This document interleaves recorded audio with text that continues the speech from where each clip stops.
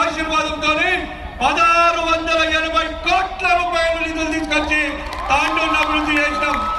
ఈ రోజు కాంగ్రెస్ వాళ్ళకి చెప్పాలంటే మరి ఈ రోజు మాతా శిశు హాస్పిటల్ తెచ్చింది ఎవరు? బీఆర్ఎస్ ప్రభుత్వమే కదా? అది ఇచ్చింది ఎవరు? కేసీఆర్ గారా కదా? మరి మనకు 2 మైనార్టీ గురుకులాలు, ఒకటేమో హైదరాబాద్ రోడ్డు మీద, ఒకటేమో చింగుర్తి రోడ్డు మీద. అవి తెచ్చింది ఎవరు?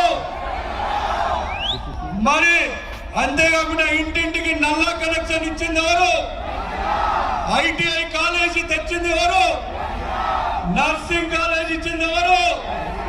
బస్తీ దవాఖానాలు ఇచ్చింది ఎవరు? అంగన్వాడీలు కట్టించింది ఎవరు? డ్వాక్రా భవనాలు కట్టించింది ఎవరు? ప్రతి గల్లీలో సీసీ రోడ్లు ఇచ్చింది ఎవరు? పాత తాండూరుకి రైల్వే వంతెన 74 కోట్ల రూపాయలతో తెచ్చింది ఎవరు?